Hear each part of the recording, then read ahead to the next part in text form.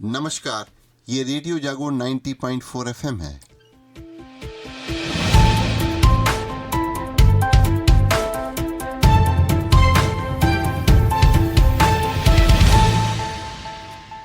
अब आप अभय शंकर गौड़ से आज की हलचल सुनिए। आज प्रधानमंत्री नरेंद्र मोदी लोकसभा चुनाव की भारतीय जनता पार्टी की शुरुआत पश्चिमी उत्तर प्रदेश से करेंगे और 2014 और 2019 के बाद यह लगातार तीसरी बार मौका होगा जब प्रधानमंत्री नरेंद्र मोदी उत्तर प्रदेश के चुनावी अभियान की शुरुआत मेरठ से करेंगे। 2014 और 2019 के चुनाव में उत्तर प्रदेश ने ही नरेंद्र मोदी को प्रधानमंत्री की कुर्सी तक पहुंचाने की जमीन तैयार की थी। 2019 में प्रधानमंत्री नरेंद्र मोदी ने 28 मार्च को मेरठ में चुनावी रैली की थी।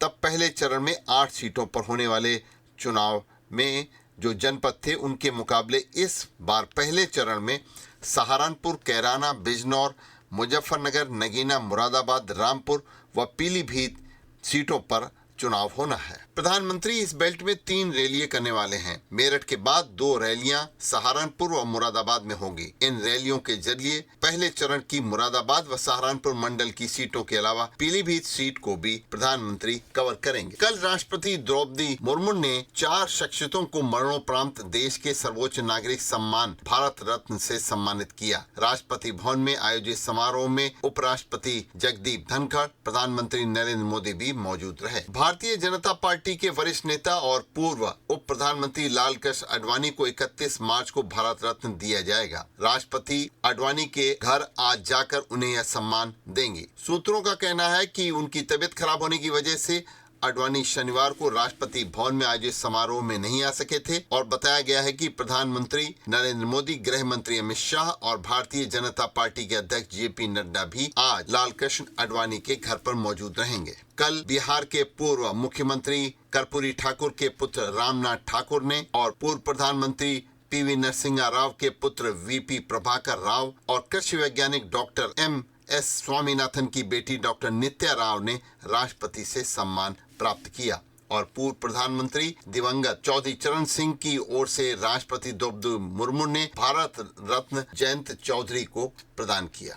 लोकसभा चुनाव में इस बार मतदान दिवस के दिन आदर्श और सामान्य पोलिंग बूथों के साथ महिला, दिव्यांग व युवा बूथ भी नजर आएंगे। इससे युवा, महिला और दिव्यांग लोग आकर्षित होकर वोट डाल सकें। दोनों लोकसभा सीट हरदोई सुरक्षित और मिश्रित सुरक्षित लोकसभा सीट पर मतदान प्रतिशत बढ़ाने के लिए कई प्रयास किए जा रहे हैं और इसलिए ऐसे 26 बूथों को बनाया जाएगा। इस बार पोलिंग बूथों पर महिला कर्मचारी, महिला वोटर, दिव्यांग कर्मचारी, दिव्यांग वोटर और युवा कर्मचारी और युवा वोटर का वोट ईवीएम के माध्यम से डलवाएगा। जिला निर्वाचन अधिकारी मंगला प्रसाद सिंह ने अपनी टीम के साथ ऐसे बूथों को बनवाने का ताना बनना शुरू कर दिया है। ऐसे बूथों को सजाने के साथ ही महिला, युवा व दिव्यांगों के लिए विशेष व्यवस्थाएं की जाएंगी। हरदोई के सभी 2124 मतदान केंद्र और 3328 मतदेय स्थलों की साफ सफाई व मरम्मत कार्य होने के बाद युवा, महिला व दिव्यांग मतदान केंद्रों की स्थिति साफ हो जाएगी। जिले की 8 विधानसभा सीटों में से 2-2 महिला बूथ बनाए जाएंगे। वहीं सभी विधानसभाओं में 1-1 दिव्यांग बूथ भी बनाए जाएंगे। साथ ही युवाओं को आकर्षित करने के लिए हरदोई व संडीला विधानसभा में ही सिर्फ 1-1 बूथ बनाया जाएगा, क्योंकि हरदोई व संडीला दोनों विधानसभा क्षेत्रों में युवा मतदाताओं की संख्या अधिक है। 2124 पोलिंग बूथों में से ही 16 महिला, 8 दिव्यांग व 2 युवा पोलिंग बूथ बनेंगे। इस तरीके से महिला, युवा व दिव्यांग के कुल 26 बूथ विशेष तौर पर मतदाताओं को आकर्षित करने के लिए इस बार बनाए जा रहे हैं। हरदोई में स्वीप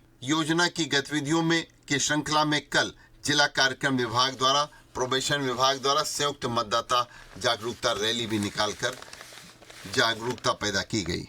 इस बार के हरदोई सुरक्षित लोकसभा क्षेत्र में चुनाव की तैयारियां इस समय प्रत्याशी कर रहे हैं और भारतीय जनता पार्टी के प्रत्याशी जयप्रकाश और समाजवादी पार्टी की प्रत्याशी उषा वर्मा लगातार मतदाताओं से मिल रहे हैं। इसी दौरान हम आपको बता दें, जयप्रकाश रावत भी संसद सदस्य तो कई बार रहे लेकिन लगातार अपनी नाम हैट्रिक नहीं बना पाए। और इसी तरीके से समाजवादी पार्टी की उषा वर्मा भी। जयप्रकाश रावत हरदोई सीट पर पहली बार 1991 भारतीय जनता पार्टी के टिकट भी जीते थे। इसके बाद 1996 के चुनाव में भी वह भारतीय जनता पार्टी के टिकट पर जीते, लेकिन 1998 के चुनाव में वह जीत नहीं पाए और इससे उनकी हैट्रिक पूरी नहीं हो पाई। वहीं समाजवादी पार्टी की प्रत्याशी इस बार उषा वर्मा भी लगातार 2 बार चुनाव जीती, लेकिन तीसरी बार वो भी हार गईं और हैट्रिक नहीं लगा पाई।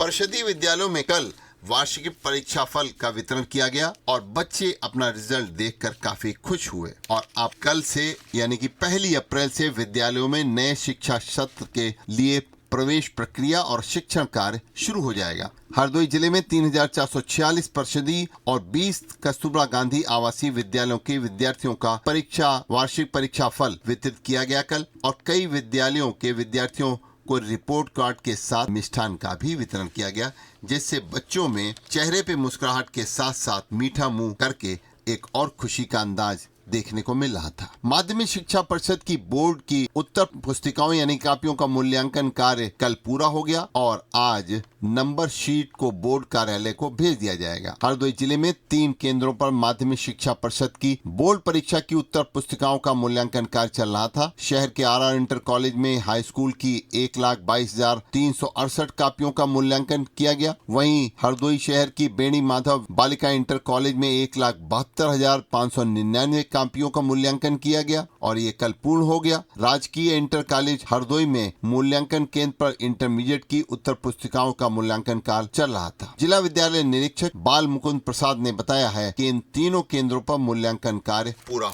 हो गया है। हरदोई में लोकसभा चुनाव में लगने वाले वाहनों के किराए में इस बार बढ़ोतरी की गई है। वाहन स्वामियों को विगत चुनाव के तुलना में 40% अधिक इस बार किराया मिलेगा। ARTO प्रशासन संजीव कुमार सिंह ने बताया है कि लोकसभा चुनाव में लगने वाले वाहनों के किराए के लिए नई किराया सूची विभाग से जारी की गई है। 15 से 24 सीट वाले वाहन के लिए 1697 रुपए प्रतिदिन मिलेंगे।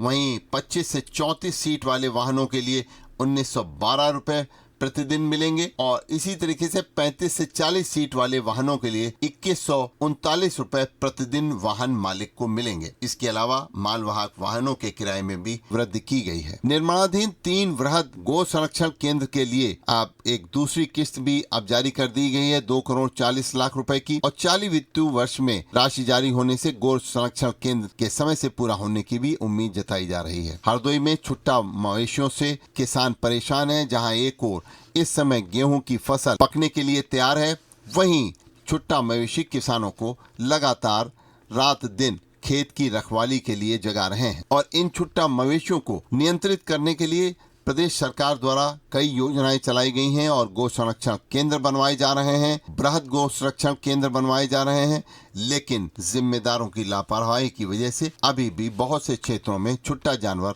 खुलेआम दिखलाई पड़ रहे हैं। हरदोई शहर से लगे हुए ग्राम नानकगंज ग्रंट में भी छुट्टा मवेशियों की वजह से वहां पर लोगों को, किसानों को अपने गेहूं के खेतों को बचाने के लिए रात दिन एक करना पड़ रहा है। वहीं टणियावा ब्लॉक के जिम्मेदार अभी भी इस ओर नजरअंदाज किए हुए हैं। रेडियो जागो 90.4 FM लगातार सभी मतदाताओं से अपील कर रहा है कि वो इस बार लोकसभा के चुनाव में 13 मई को जब हरदोई लोकसभा क्षेत्र और मिश्रित सुरक्षित लोकसभा क्षेत्र में मतदान हो तो आप अपने मताधिकार का प्रयोग अवश्य करें। लोकतंत्र को मजबूत बनाना है और मतदान अवश्य करना है। अभी आप सुन रहे थे अभय शंकर गौड़ से आज की हलचल। सुनते रहिए रेडियो जागो 90.4 FM। आप खुश रहें, स्वस्थ रहें, आपके सुखमय जीवन की हम कामना करते हैं।